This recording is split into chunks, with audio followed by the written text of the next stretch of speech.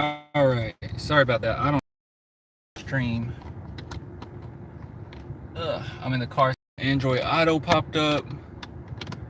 It started trying to run things, and then the internet stopped. Where I don't know what's going on, but you boys back now. Let's talk some playoffs. Let's talk some playoff basketball. And I really need something in this car where I could just like hold it up or something. Like I could put it up here, but I'm too far away. I want to be up close and personal, man. I want to be up close and personal. Um, I'm gonna go ahead and. I feel like every video, it had to have been like the last 3 videos have only been about the Kawhi situation or something pertaining to it, like Steven Jackson saying some stupid shit. The Blazers sucked last night. I actually didn't watch the game. I actually didn't watch the Blazers game because I wasn't expecting Blazers to be able to beat Warriors last night. I've always said this. I always felt as if the Warriors were more of a fluid and better team without KD. Now, do KD necessarily just make them worse? I say that. I mean, I think it feels like with KD, they're very dominant and they can just, come alive at any given point.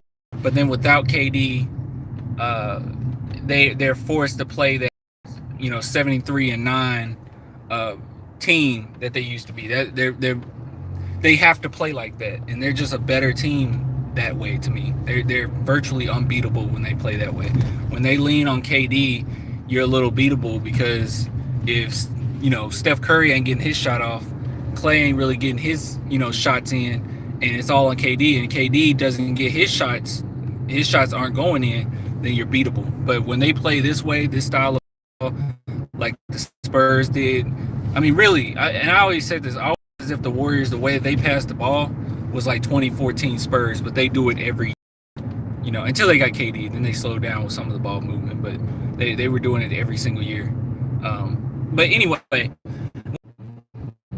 okay.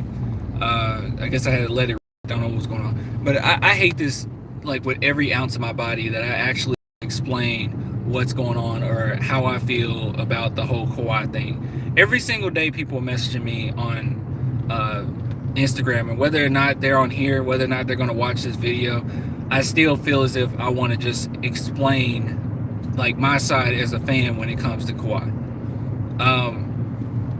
The thing is, I'm not necessarily. People misinterpret this because when you say something negative about Kawhi Leonard and you say that you're tired of it or you want the Bucks to win, they take it as you being a hater or you're not over Kawhi. And actually, I will say it's the complete opposite. I'm completely over Kawhi, like completely. That's why I say fuck him. That's why I don't really go for him. If I wasn't over Kawhi, I would be like these other people that's out here saying they want Kawhi to come back and thinking about what happened if Kawhi comes back. Can Kawhi come back in free agency? You're not over it. You're not over what happened. You want Kawhi. I'm over it, so I just say fuck him. That's just how I am. So Kawhi Leonard and what he did to the San Antonio Spurs, I give him the Steven Jackson. Screw him. I'm cool with what we got, and I'm cool with our future. I'm cool with what we're gonna have. Now, did it hurt to see? I don't think I talked about this yet. Did it hurt to see Kawhi hit that game winner? Yeah, it was. I won't say I was hurt as in sad. I was just more irritated. I was just irritated because, I heard Skip Bayless say this, and Skip Bayless can be very biased. We all know this, but I love me some Skip. Y'all know I love me some Skip. And one thing Skip Bayless said, and I kind of agree with him, is that it couldn't have happened to a worse person. I agree with it. That shot couldn't have happened to a worse person. I mean, he just put up like 39, 40 shots with a terrible percentage, and that bounced in. And with someone like Kawhi that we're starting to learn more and more how he is or how he conduct business, he's a phenomenal talent. Like regardless, and I'll never take that away from him. You're not gonna hear me one time say Kawhi ain't this, Kawhi ain't that, because I praised Kawhi when he was with us, because I just knew, yeah, this dude got some talent. But after showing what he did last season with us, and even him missing like 20 plus games this season, I just sit back and say, you know what? Kawhi's all about him. He's all about his, which is fine. There's plenty of people out there that's like that, but that's how he is. He's all about him. He's one of those players that's all about him. He's not about the team. He's not about, the fans. He's not about nothing, none of that. He's just about him. So Kawhi's just going to do what Kawhi wants to do regardless. And I guess the thing that irritates me the most about him hitting that shot is that people instantly message me, and I saw comments on ESPN, and people, it seems like there's a notion that, and I even heard, what's the guy's name? I think his name is the Kid Gooey, and I've been following him for a minute. Like, I love his skits and everything, but he was way off base, and it's not me just picking at him because there's a lot of people that think like him, so that's why I'm going to use this example. He made a video on Instagram talking about how he made this shot, it was a great shot, and then he said, but Spurs, what were you thinking letting this guy go? Spurs, what were you doing? Spurs, why would you let this man go? Spurs, why didn't you just, and it bothered me because people that don't watch the Spurs, or people that don't pay attention to the San Antonio Spurs franchise, have no idea what's going on with the Spurs. And I find it extremely disrespectful for a franchise that have won 22 seasons in a row, for a franchise that won 5 championship rings, for a franchise that have been classy and kept people healthy like Tim Duncan, Manu, and Tony Parker. I find it very irritating that the player, Kawhi Leonard, doesn't get the benefit or he gets the benefit of the doubt, but the franchise that have been successful for so long, being player friendly, does not get the benefit of the doubt. And it really irritated me because the San Antonio Spurs have been a classy franchise that have been player friendly for a very, very, very long time. If you're hurt, they will let you sit out the entire season. That's how they are. But when you come across a Kawhi Leonard who didn't communicate anything, who basically disconnected himself from the franchise, and when the franchise gets a little upset about the man that they're paying millions of dollars to play, that's purposely just not playing to rehab, and people come out and say that we should have been more sensitive and we should have done everything that Kawhi wanted, it's bullshit. Because if we did that, if we were one of those franchises that did that, we would be in the same predicament that the Cleveland Cavaliers are in. We would be in the same predicament that the Miami Heat got themselves in. Well, I guess Miami Heat didn't really give in like that, but like, we will be in the same predicament that a lot of franchises, where they have these off seasons, where they have seasons that are great, they give everything to a player, the player leaves, and then they're just screwed. We will be in that same predicament if the Spurs did that. So when people say that we should have been sweeter to Kawhi, I don't know what else the Spurs could have done. You know what I'm saying? So I don't know what they necessarily wanted from us. What did you really want from us? What was the Spurs supposed to do? We did what we did because Kawhi did what he did. The Spurs had no intention of trading Kawhi, even when he was sitting out. They had no intention. But they talked to him, probably talked to Uncle Dennis. Kawhi wasn't speaking up. Kawhi was disengaged. There's nothing you can do. And who's to say, even if we would have been so sweet to Kawhi, that he would have still stayed? He had every single reason to stay. Everyone says he's a champion. He is a champion. But everyone says that, he's all about rings. He's all about winning championships. Well, he won with the Spurs. Who's to say he can't win another one? You say, well, he wanted to go make more money. He could have got the max contract with the Spurs, nowhere else. I mean, you say that, well, maybe he wanted a different coach. I don't know why he would want that, but he got the greatest coach in NBA history. You could say he wanted a different scenery. Well, San Antonio fits the way that Kawhi acts to a T. So this whole thing that the Spurs should have done something differently. I don't know what you want from the Spurs. I don't know what you think the Spurs should have done or could have done. And even if the Spurs did start, to be that way, where they're like, you know what, it's all about the player.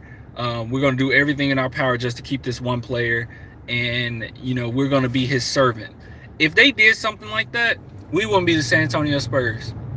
We would no longer be the San Antonio Spurs, because we will overpay for everybody. We would have superstars on the team that's ready to leave. And another thing, people don't realize that we're a small market team. You're not going to get the KDs of the world like that. You have to develop within. Kawhi Leonard, as great as Kawhi is, he was developed. This wasn't a superstar that just came to the Spurs. He was developed with the Spurs. The last person that the Spurs genuinely had that probably didn't need much development was Tim Duncan. I mean, Tim Duncan was just great from the get-go. But and of course Popovich made him a better player, but he was Tim Duncan. He was always Tim Duncan. But other than that, we never really been in a position where we just get a superstar and we cool. It usually don't happen like that.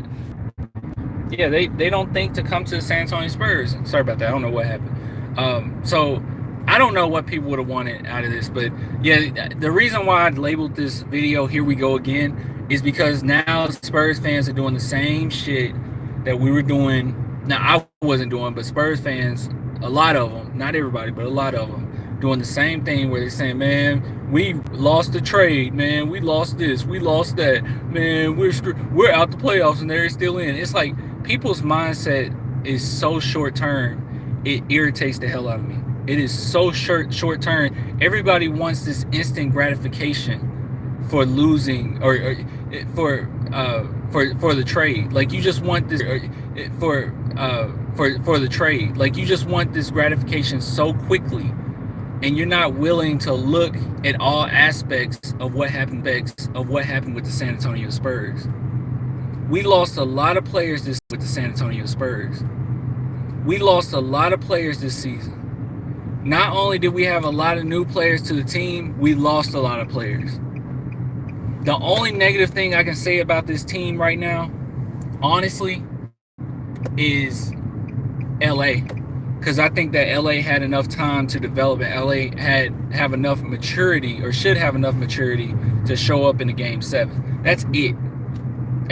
Everything else, it's like, you can talk about DeMar, I don't give a fuck. This is his first year with the Spurs. He still got some Toronto in him. We got to clean that out. Murray got hurt. Everyone is so high on Murray, and you know what? I'll make a public apology right now. I might do this on a separate video, but I'll do this right now. I am so sorry, y'all, because when it comes to Murray, I was very hard on Murray. And I guess I'll still be kind of hard on Murray just because I don't like off the court antics, and I don't like drama, especially with the Spurs. But I think I was a little too hard on him. I think it's because I've always been an advocate for Derek White, and I think in the mix of being an advocate for Derek White, I kind of crapped on DeJounte Murray. And I didn't mean to do that, because I know Murray is a very good player. I still think Derek White is a better point guard, but I'm sorry. Like, anything I said about Murray, I realize his value at this point. Like, it's very high. I really do realize it. And I was looking at some Murray highlights, and it just brought me back to last season. I said, damn, he did have a lot of good plays. He had a lot of good plays. And I don't know why. I guess the reason why I did it is just because I kept picturing him as the next point guard after Tony Parker. And I'm like, he's not the next great point guard or next great Spurs point guard. That's just how I felt. And I still feel that way. I think Derek White is the next great point guard. But DeJounte Murray could definitely be a great Spurs player. Like, hands down. He could be a great Spurs player, period. So I'm sorry for anything I said about him that was like out of line, because dude can ball, and we certainly need him. You said DeRozan is very bad. I disagree. DeRozan isn't very bad. DeRozan is, I don't know if y'all having a conversation in the chat about DeRozan, but I'll just give my thoughts on DeRozan. DeMar DeRozan is an excellent player. I like his attitude. I don't think, and I'll be completely honest with y'all, because look, I'm gonna say it right now. I'm not biased. I'm biased when it comes to the Spurs, but when it comes to Spurs players, I won't. I'll try my best not to be biased. It's just my honest opinions on things. So I will say this. Somebody need to stop. Dang. They almost hit my car. I'll say this. When it comes to DeMar DeRozan, and people say that DeMar DeRozan is a choke artist, I don't think he's a choke artist whatsoever. After watching him and paying attention to this season, the man is not a choke artist at all. I think that he's willing to take that last shot. He's had quite a few game winners this season. You know, when you think about the Mavericks, the Grizzlies, even the Warriors, where he hit some real key shots down the stretch. The man can ball, and the man is not afraid to take the last shot.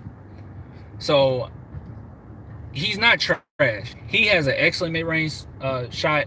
He has a great post. And you know what? The thing about it is, too, I think his game matches his personality, because that kind of hard-nosed, go to the post, try to do a post move on you, and get an and one, that is DeMar DeRozan. So I love his game. I think the only problem with him is he needs a three-point shot. And the reason why people think he chokes so often is only because he will get the ball in key situations, run into the paint, and it's because he always goes back to what he's used to. Just like a LeBron James, where at the end of the games he always passed the ball. He's going back to what he's used to, where he's comfortable at. And with DeMar DeRozan, he just got to develop a three-point shot so he can have more in his toolbox, so he's not running into the paint. Because when you run into the paint in a crucial situation, the refs are going to leave it up to the players whether or not you win that game. And if they foul you, they're probably just not going to call it. In game 7 with the Nuggets, he got fouled when he went to the paint, but they're not going to call it. It's not blatant enough, and it's a key situation. They're not going to just give you the game. So I don't think that DeRozan's trash. I think DeRozan's a very good player. I think that he needs a little bit more development, under the Spurs, but I think he's going to be a nasty, nasty dude. I mean, he came in right out the gate, and we were saying how well he fit in. So he'll be fine. And like I said, to show you that I'm not being biased, I said this about LA.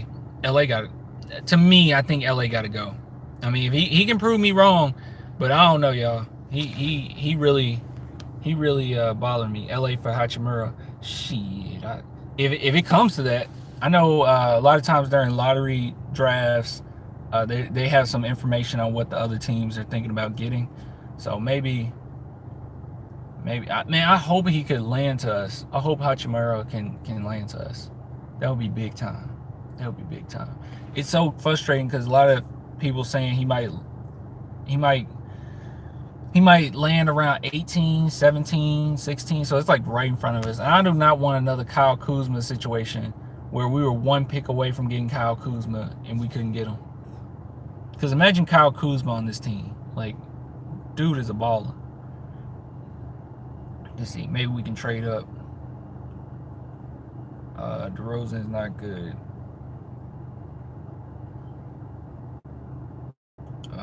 DeMar is great. Fearless just needs to work on his 3 points to give him range. Yeah, he just needs some range. Even DeRozan even surprised me with some defense on a few occasions. When he's really engaged, he plays some pretty good defense, where he locked down Clay on that possession. And when he had that huge shot or huge block on LeBron James, I don't remember which game that was. It might have been the 4th time we played the Lakers. He had a huge block on LeBron. And it was like, damn. Let's see. With luck, we are a good player. Wait, with lucky, we are a good player at 19. Oh, I don't know what you're saying. And one thing about that, like, I know 19, 29, and 49th pick don't seem like great picks, but just keep in mind that Tony Parker was a 28th pick and Manu Ginobili was a 57th pick. Like, keep that in mind when you're thinking about this, because when you think of it in that perspective, we're pretty damn good with picks. So 19 to us is pretty damn dangerous. You give us a 19th pick. And 29th is big too. I mean, 2 first-round picks. Clan, thoughts on DJ and Walker on the starting lineup? for speed and fast breaks while using White as a six-man running the bench with his calm playing style. Um, well, okay, you just said Lonnie Walker and DJ for speed and fast breaks. That sounds more so of a bench right there. Like if you're saying that that's what they're going to be great at with speed and explosiveness, I would think that's coming off the bench. Like, you know what I mean? Not. I think DJ has to start. I think with his personality and his defense, he has to start. Lonnie Walker comes across more of a six-man to me. Like Lonnie Walker could be a backup point guard, and a lot of times, Pop let him run point guard. You know, kind of like how Manu would do often. Um, so no, Derek White to me, he has to start. He's that type of player. He is a pure point guard, and he needs to see things early, because something that he see maybe in the first quarter, he might see that there might be an opening again in the fourth quarter, and he take it. So he's the type of guy where he's really methodical, really smart, high basketball IQ. He got to start. Like you want a pure point guard out there, being calm, controlling the pace. And it's not like he's not fast, because a lot of people, you know, like you just said, like these two fast guys, DJ and Lonnie, and then Derek White's calm. Derek White's fast too. He's actually really athletic. I don't, you know what? I can't even say that DJ and Lonnie are necessarily more athletic than Derek White. Like Derek White is like a cat. Like he gets so many blocks because people don't see it coming, because he's just so fast. Next second he's up, you know, in the air blocking the shot. Yeah. So I see your point. Yeah. He gotta start. Like Lonnie Walker's more of a six-man to me, in my opinion. I don't think Derek White would be a good six-man. Dude can fly. Oh, Lonnie Walker's definitely more athletic. You think? Okay. I mean, yeah. Lonnie Walker also look a little smaller too, I guess. Lonnie. I mean, I'm not gonna really argue with who's more athletic. Clan, do you think a White, Murray, DeRozan lineup can work together? Yeah. I thought this season the main thing that made us good was when we had just tough guys on the court together. That's what I thought made us good. Even statistically, if it didn't look the best, or technically it didn't look like it was a great scoring lineup, we always played better because just tough guys was on the court. So with Murray, DeRozan, and White, it works, but all three of them are going to have to work on their three-point shooting, especially DeRozan. I think DeRozan going to be the main one that has to do it.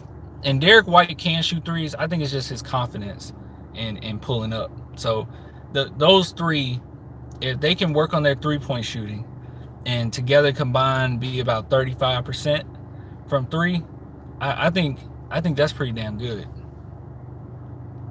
But they got to shoot threes. Popovich's best coach of all time. He is. Lonnie running the plays was fun to watch. It's different from Derek, where Derek is intelligent and calculating, while Lonnie is more of a hit and run and does his shit, which is quite random. Yeah, he's very reactionary. Like he just sees something and he goes for it. And Derek White is like he will break it down. He will break you down. All right, so one thing I'm thinking about doing, because I don't know a lot, because I told you guys I want Roy Hachimura, but there's a lot of other players out there that we could talk about. So I don't know if I'll do it today. And I guess I'll post before I do it. But I need to get familiar with Streamlabs, because what I want to do is I want to get on something like Streamlabs on my computer. And also, are any of you guys familiar with Streamlabs? Like, maybe you could help me with it. And if you can help me with it, just go to SPURS Wave on Instagram and like message me on there. But I want to get on Streamlabs. Yeah. Why are our players so weird on social media? Okay, I'm getting off the topic. All right, so I want to get on Streamlabs. I want to, because I don't know a lot about the drafts and the projections and the mock drafts and all that. So I do want to take time one of these nights. Either it's gonna have to be one of these 3 nights, because I'm actually leaving on Saturday. I'm gonna be gone for a minute, y'all, like at least 5-6 days. So I want to do it either tonight, tomorrow night, or Friday night, or maybe 2 nights in a row. And I want to get on Streamlabs, get on YouTube, go live, and I want people to be in the chat and tell me what guy they want to look up, or what guy I should look up. And right then and there, I'll play like a highlight, watch it, react to it, see what I think about him, look up some mock draft stuff, and just talk about it, and talk about what I think about his game, or whoever you guys suggest, and whether or not I think, or you guys think, that we should go after those players, and who's more likely that we go after. So I want to do something like that. So that would be cool. And I guess you could just give me suggestions once I'm actually live, and then I can just look them up right there, and then look at that one player, and then be like, okay, that's cool, and then go and look at the next player. You know what I mean? And I might do it. It might be also cool to do it during the Warriors game, or I guess they'll play tomorrow. During a playoff game, that would be cool, because then we can also talk about what's going on in the game, and I can look back and watch the game a little bit. So just chill with you and talk about some draft stuff, because I've been thinking about that for a minute, because I'm like, I can't make a video about draft perspectives or who we should get, because a lot of people suggest that, and it's like, yo, tell us about some mocks, or tell us about who you think we should get. I don't watch a lot of college, so I usually don't know until people tell me about certain players, and I look them up. So I think that's how we're gonna do that.